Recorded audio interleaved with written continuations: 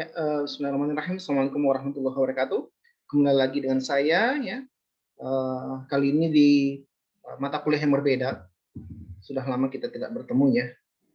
Hari ini kita akan membahas ya berkenaan tentang teknologi fermentasi.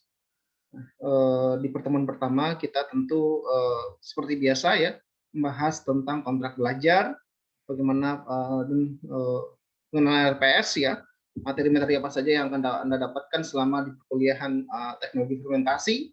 Kemudian sedikit mengenal tentang teknologi fermentasi. Oke. Ya, seperti biasa ya, ini harus disampaikan, kalau tidak potong gaji ya. Enggak, ini adalah visi misi dari universitas menjadikan perguruan tinggi kelas dunia, waduh, amin ya, berbasis intelektualitas, kreativitas, dan kewirausahaan yang unggul dalam mutu pengelolaan hasil pelaksanaan dalam perguruan tinggi. Misinya adalah penyelenggaraan pendidikan tinggi yang bermutu dan relevan, menciptakan suasana akademik yang kondusif, serta memberikan pelayanan prima kepada seluruh pemangku kepentingan. Oke, nah ini adalah topik-topik yang akan kita pelajari selama di perkuliahan teknologi fermentasi. Ya, ada kontrak belajar mengenai fermentasi di pertemuan pertama. Pertemuan kedua tentang metode dan mekanisme kerja fermentasi. 3 adalah formulasi media. 4 proses sterilisasi dalam fermentasi. Kemudian kelima isolasi, seleksi, dan pemeliharaan mikroba. Keenam adalah pengembangan inokulum, dan yang ketujuh adalah mikroba untuk industri fermentasi. Oke. Adapun topik setelah UTS, yang pertama ada pertemuan ke-8 kita akan membahas tentang bagaimana mendesain sebuah bioreaktor, apa saja komponen-komponen yang terdapat pada bioreaktor, ya. Kemudian fermentasi substrat padat dan jenis fermentor yang digunakan. Kemudian pada pertemuan 10 kita akan membahas tentang agitasi dan aerasi pada fermentor substrat cair, ya, karena agitasi aerasi ini sangat penting ya ketika kita ingin membuat sebuah mendesain sebuah fermentor dengan media substrat cair. Kemudian fermentasi BAL ya, bakteri asam laktat. Ini apa namanya? Salah satunya adalah probiotik ya, dalam pencarian mikroba probiotik. Kemudian pengunduhan dan pemurnian produk fermentasi, di sini kita lebih bagaimana purifikasinya, bagaimana ekstraksinya ya. Kemudian produk fermentasi modern, mungkin lebih ke beberapa deskripsi produk-produk ya yang terutama yang sudah dikembangkan, yang sudah dikomersilkan. Kemudian proses hilirisasi industri fermentasi. Proses hilir ini bagaimana mendesain sebuah project apa namanya pengembangan usaha ya, terutama dalam produk fermentasi, mungkin analisis SWOT-nya mungkin ya salah satunya. Oke, ini adalah buku referensi yang dapat Anda gunakan untuk menjadi acuan ya mata kuliah fermentasi, teknologi fermentasi ini ya.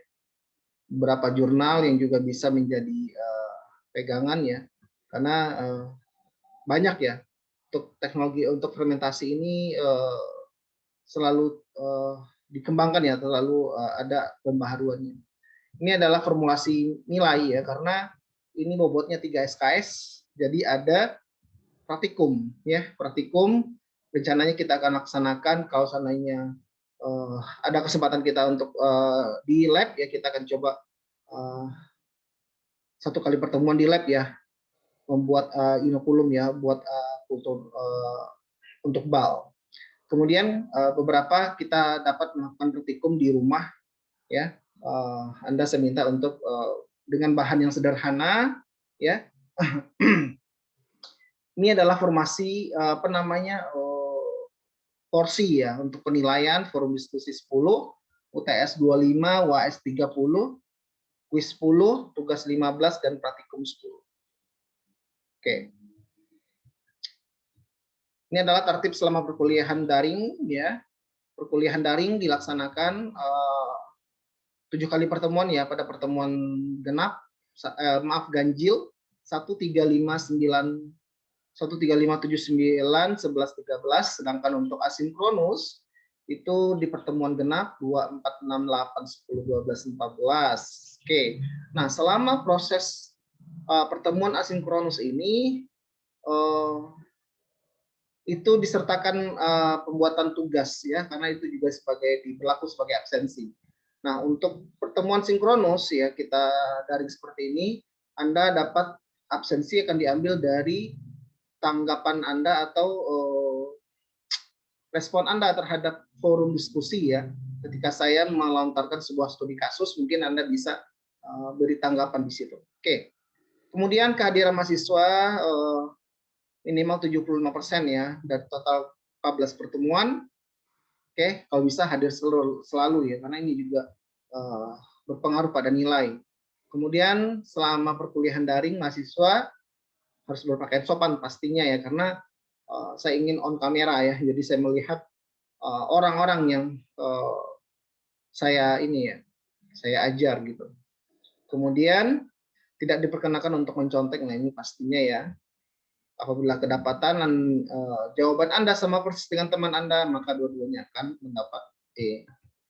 Ini adalah metode pembelajaran ya, tatap maya ya, bukan berarti si maya ya, maya tetangga Anda, tetapi ini adalah daring. Kemudian tanya jawab atau diskusi, tugas kelompok ya dalam pembentukan makalah dan presentasi. Nanti kita akan coba untuk tugas ya. Kita bisa presentasi ya. Kemudian evaluasi dalam bentuk kuis, tugas UTS dan UAS. Oke. Ini adalah kemampuan akhir yang diharapkan selama Anda di perkuliahan teknologi fermentasi.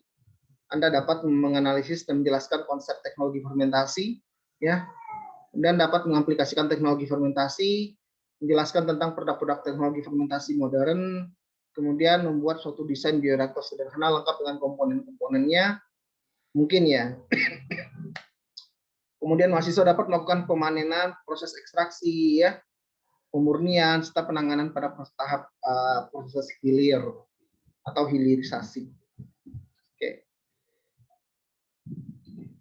Ini adalah partisipasi mahasiswa ya. Ini bisa dibaca saja. Oke. Ini adalah yang akan kita coba pelajari hari ini ya. Tentang teknologi fermentasi itu apa, sejarah sedikit tentang fermentasi, peranan fermentasi dalam industri, kemudian perkembangan industri fermentasi saat ini. Ya, berbicara tentang fermentasi, ya ini adalah salah satu metode yang cikal bakal lahirnya bioteknologi, ya. Suatu hal yang dari unsur ketidaksengajaan ya ketika zaman dahulu ya, nenek moyang kita terdahulu ya, Romawi kuno atau yang dimana pada saat itu melakukan sebuah penyimpanan buah anggur dalam tong-tong sehingga menghasilkan suatu minuman beralkohol tinggi ya, dengan rasa yang nikmat mungkin ya. Saya juga belum pernah merasakan anggur. Jadi setelah diamati ternyata ada proses peran serta mikroba di situ. Di sini cikal bakalnya pengembangan bahwasanya mikroba ini dapat dimanfaatkan ya untuk menghasilkan sebuah produk yang berkualitas. Oke. Secara ya, kalau kita lihat fermentasi adalah suatu proses di mana proses perombakan, penguraian atau sintesis ya dari molekul-molekul organik, apakah itu karbohidrat, protein, lemak dan lainnya dengan kondisi aerob ya atau anaerob ya, ada oksigen kah atau tidak ada oksigen kah, membentuk menjadi sebuah substrat organik yang dimana ini dapat dimanfaatkan oleh mikroba ya untuk menjadi asupan nutrisi atau media tumbuh bagi mikroba itu sendiri, sehingga ini akan mensuplai aktivitas mikroba, metabolisme mikroba untuk menghasilkan produk yang ditargetkan atau yang diinginkan, apakah itu asam laktat, senyawa organik, enzim dan lain sebagainya. Oke, itu adalah fermentasi. Kalau teknologi artinya bagaimana upaya manusia untuk mencapai ya kondisi optimal agar proses fermentasi ini memperoleh hasil yang optimal ya, sesuai dengan yang ditargetkan baik secara kualitatif maupun kuantitatif. Ada semacam desain rekayasa teknis ya, apakah rekayasa teknis, ada rekayasa mikrobanya mungkin ya untuk mendapatkan target yang diinginkan. Oke, kalau kita lihat secara sederhana ya, fermentasi itu apa yang paling penting di situ adalah substrat, mikrobanya, kemudian baru produk. Ya. Nah, berarti di sini peran serta substrat dengan mikroba ini saling akan menentukan jenis produk yang dihasilkan. Ya, substrat, misalkan substrat untuk menghasilkan alkohol dari mana, dari proses mana. Nah, ini harus ditelaah ya. Sumber-sumber mana ya, molekul-molekul mana yang dapat diurai sehingga dapat menjadi sebuah alkohol. Misalkan karbohidrat, glukosa ya. Glukosa bisa aja sumbernya macam-macam kan, dari pati, dari molase, dari limbah apalagi macam-macam. Itu glukos ya. Nah, ketika mikroba tertentu dapat menguraikan glukosa tersebut menjadi senyawa-senyawa asam amino ya. Kemudian dengan hasil akhir dalam bentuk etanol. Nah, ini adalah desain dari sebuah aplikasi fermentasi. Oke, kita lihat ya potensi mikroba, mikroorganisme yang digunakan oleh industri pada saat ini. Macam-macam ya. Research and development, petroleum industry ya, kemudian food ya, industri makanan, kemudian molecular biology, sektor di molecular biology, industri perikanan, agriculture, pertanian, farmasi, kemudian treatment ya, pengolahan limbah, lingkungan, bahkan dia tes diagnostik dan lain-lain ya. Maka apa namanya, kita sebagai seorang saintis ya, sebagai orang akademisi tentu bisa melihat peluang ini ya. Alam itu sudah memberikan segalanya bagi kita. Tinggal bagaimana kita mencari ya, mengeksplorasi mikroba-mikroba potensial yang dapat menghasilkan sebuah produk yang tentunya bernilai ekonomis ya.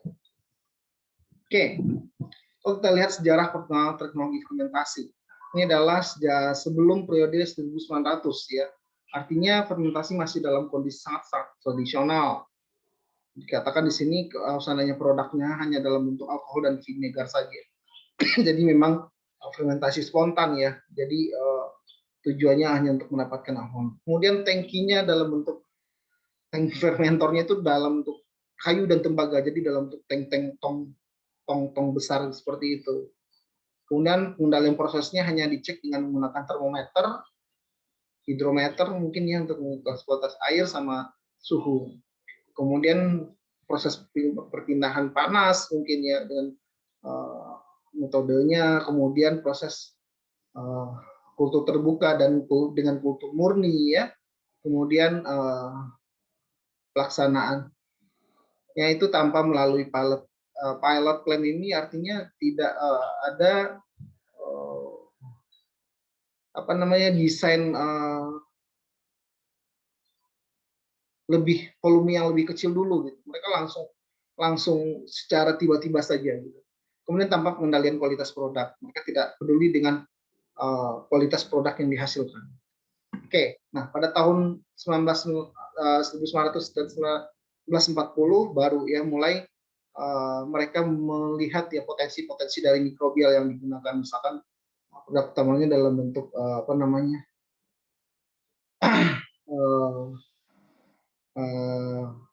bakteris ya, gliserol, asam sitrat, asam laktat, aseton. Nah ini sudah mulai. Kemudian tangkinya sudah dalam bentuk baca, dilengkapi dengan alat aerasi dan pengaduk mekanik. Jadi desainnya itu sudah mulai lengkap ya, komponen-komponen dari fermentornya, kendalian prosesnya dilakukan dengan adanya kontrol suhu, pH, dengan elektroda. Jadi ini sebagai pengontrol kondisi media ya dalam fermentor. Kemudian prosesnya secara batch dan feed batch ya, batch dan feed batch. Dengan menggunakan kultur murni, pelaksanaannya tanpa pilot plan juga, dan adanya pengendalian kualitas produk.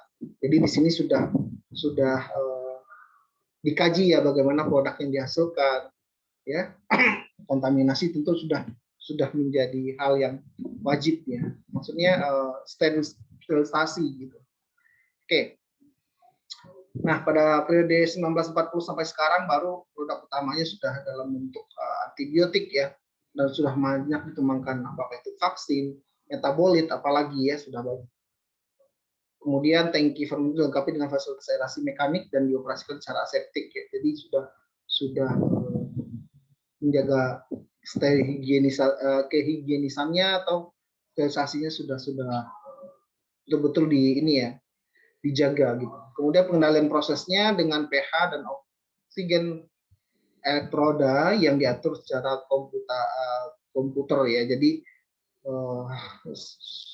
sudah canggih ya untuk alat fermentornya itu sudah dilengkapi dengan monitor ya yang bisa di-set ya untuk pengaturan pH, oksigen dan sebagainya.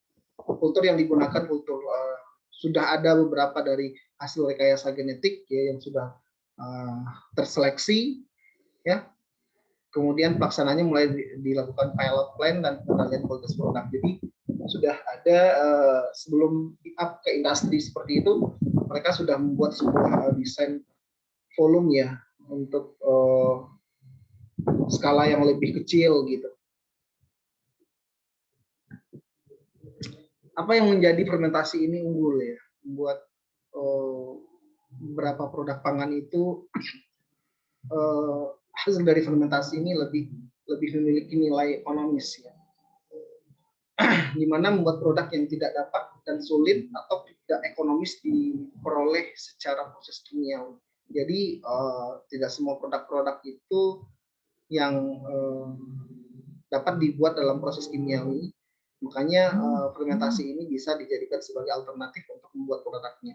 Enzim, salah satunya contohnya enzim, kan bagaimana kita mendapatkan enzim murni ya, wild type-nya enzim ya dari hasil metabolik mikroba yang bisa digunakan untuk kepentingan apakah itu industri makanan, tekstil dan lain sebagainya. Kemudian kondisi prosesnya lebih lunak di sini artinya bagaimana kontrol dari kondisinya itu sudah diperhitungkan ya, dari suhu ruang, tekanan atmosfer, pH sudah dikaji ya sesuai dengan kondisi optimal dari pertumbuhan mikroorganisme. Kemudian efektif ya, biasanya laju reaksi mengandalkan suatu laju reaksi enzimatis ya. Kemudian bahan baku dapat diperbaharui, produk bersifat lebih ramah terhadap lingkungan. Jadi kita dapat menggunakan bahan baku alternatif ya atau media alternatif untuk menggantikan media sintetik. Mungkin ya kalau seandainya cost dari kita itu lebih mahal, kita dapat menggunakan limbah ya macam-macam. Sekarang ini yang sudah beberapa riset itu banyak mencari ya alternatif dalam penggunaan media atau bahan baku untuk fermentasi. Dapat mengubah bahan yang murah menjadi produk yang bernilai ekonomis tinggi ya. Jadi sebagaimana kita ketahui, salah satu contoh yang sederhana saja, mulai dari singkong ya. Singkong itu kalau kita lihat singkong biasa gitu dengan harga 4.000 per kilo, setelah menjadi tape dia akan menjadi 10.000 bahkan 15.000 per kilo. Bayangkan naik nilai dari sebuah produk tersebut ya. Oke. Nah, apa yang menjadi kelemahan dari fermentasi? Nah, tentu di sini kelemahannya itu adalah campuran produknya lebih kompleks ya. Jadi karena kita memang beberapa kondisi fermentasi yang dalam kondisi substrat cair itu tentu ini lebih kompleks ya, karena ada media di situ, ada produk di situ, ada biomasa di situ. Tentu proses hilir ya dalam proses purifikasinya di sini agak lebih sulit. Kemudian cairan fermentasi bersifat encer dan produk sedikit. Artinya kalau seandainya kita produksi ya menggunakan wild type mikroorganisme ya tentu di sini butuh ekstra butuh ketelitian ya, butuh dalam kondisi optimum benar-benar melihat pH, suhu ya, oksigen ya, di mana optimumnya si bakteri ini dapat memproduksi produk yang diinginkan. Kalau seandainya dari hasil rekayasa tentu lebih mudah ya, lebih bisa kita mengkondisikannya gitu. Sehingga proses hilirnya itu lebih mahal. Risiko kontaminasinya juga cukup tinggi ya, karena memang kita berbicara tentang menggunakan media. Media itu ada menjadi sumber nutrisi bagi mikroba yang lain tumbuh gitu. Kalau seandainya kita tidak bisa mengkondisikan secara optimal. Hasilnya beragam ya. Di sini kalau seandainya terjadi mutasi ya pada mikroba yang kita gunakan, kemudian adanya campuran mikroba yang tidak diinginkan tumbuh juga dalam media kultur kita, tentu ini akan memberikan hasil samping yang tidak hasil ekstra kasar itu lebih bercampur ya, sehingga untuk purifikasinya juga lebih susah gitu. Nah, kemudian di sisi lain ya jadinya persaingan antara pemanfaatan nutrisi antara mikroorganisme target dengan mikroorganisme kontaminan ya, sehingga ini juga menurunkan kemampuan produksi dari produk yang kita inginkan karena sel tadi lebih berkurang gitu. Oke, berbicara tentang pengendali fermentasi, artinya ada faktor-faktor yang mempengaruhi dari fermentasi itu sendiri. Yang paling penting itu adalah mikroba dan substrat. Ini menjadi topnya ya, karena substrat yang kita gunakan, kemudian jenis mikroba yang gunakan akan menentukan hasil yang kita peroleh. Kemudian pH, air, oksigen, suhu ini adalah bagaimana kita membuat sebuah produk itu lebih optimal dalam yield yang lebih banyak gitu. Kita akan mendesain yang membuat sebuah kondisi di mana mikroba itu proses metaboliknya lebih bagus. Oke. Ini adalah beberapa yang perlu dalam sebuah fermentasi. Ada inokulumnya, wadah ya, yang penting itu wadah juga menjadi tempat ya, karena kita membuat sebuah kultur tentu ada wadahnya, tidak bisa dengan bentuk yang terbuka gitu. Kemudian substrat untuk media tumbuh. Nah, ini beberapa jenis mikroba yang banyak ya, digunakan untuk fermentasi. Dari kelompok jamur itu ada kelompok Amylomyces, ada Aspergillus, ada Monaxus ya, ada Neospora, ada Rhizopus dan Mucor. Kemudian dari kelompok bakteri ya, ini kita sudah tahu ya, terutama dari kelompok bakteri asam laktat ya, Lactobacillus ya, Acetobacter dan lain-lain.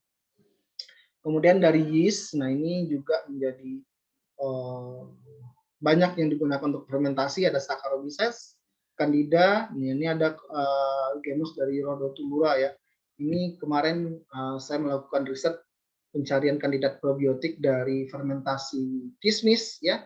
Kemarin yang saya mendapatkan 2 kandidat yeast yang potensial sebagai probiotik, di mana setelah saya lakukan identifikasi dengan 16S ya, dengan homologi 99%, di mana yeast ini dilaporkan berpotensi sebagai probiotik. Beberapa riset menggunakan yeast ini sebagai campuran pakan ya, campuran fermentasi susu, kemudian beberapa fermentasi buah dan sayur. Ini adalah skema dalam industri fermentasi, tahapan ya, dari mulai awal sampai proses hilir ya. Anda bisa lihat bagaimana kita melakukan isolasi dulu ya, isolasi dari alam mungkin ya. Kita targetkan, kita ingin mencari bakteri apa, misalnya bakteri kemarin PEPI ingin mencari bakteri potensial yang menghasilkan enzim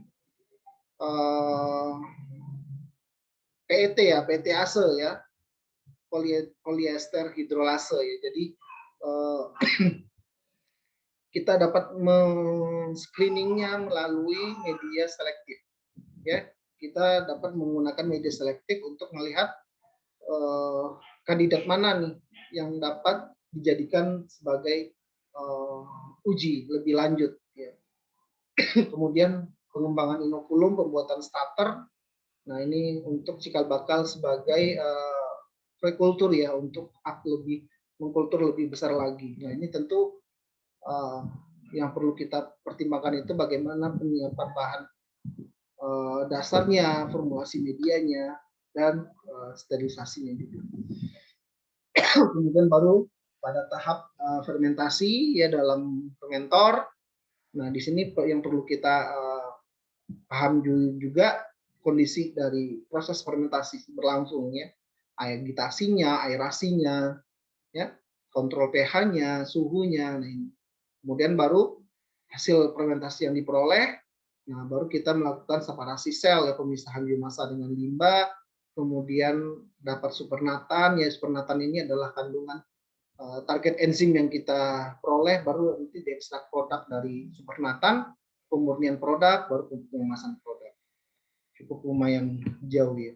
Kalau sebenarnya kita lihat nih, kalau ini adalah sebuah karikaturnya di mana ketika yeast kita beri sebuah substrat atau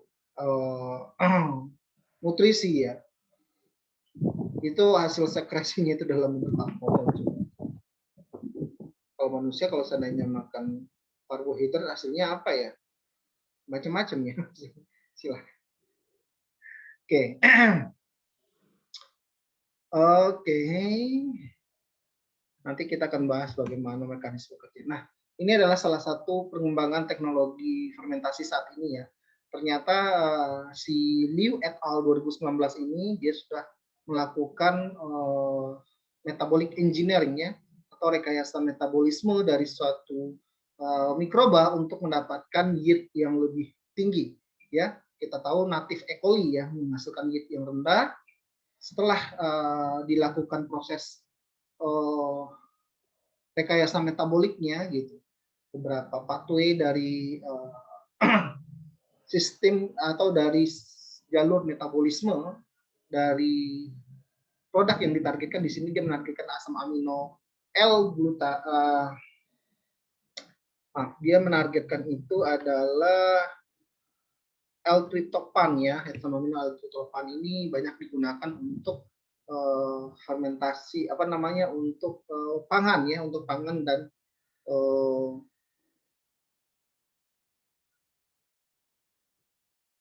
industri tekstil kalau nggak salah ya.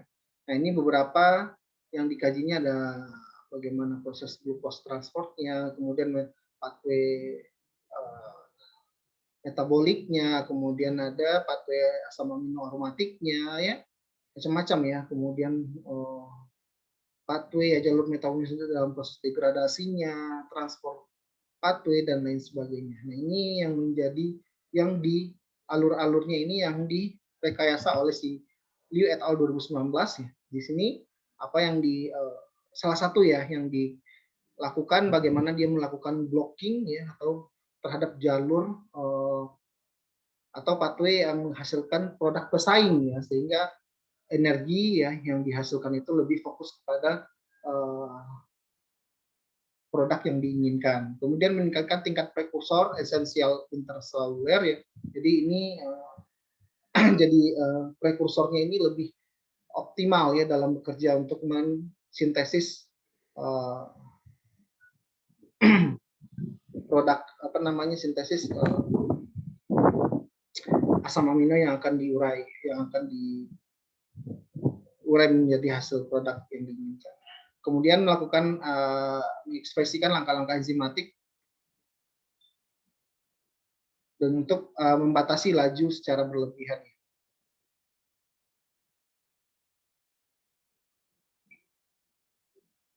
Nah, ini ada rekayasa jalur biosintesis L-triptofannya, kemudian modifikasi metabolisme dalam pengambilan sumber karbon ya, guna pembentukan produk samping, faktor kunci, jalur biosintesis polihidroksibutirat dalam biosintesis L-triptofan. Oke, cukup sekian untuk perkuliahan kita kali ini tentang teknologi fermentasi ya. Mudah-mudahan Anda dapat memahaminya dengan baik. Silakan dibaca modul dan dikerjakan kuisnya. Assalamualaikum warahmatullahi wabarakatuh.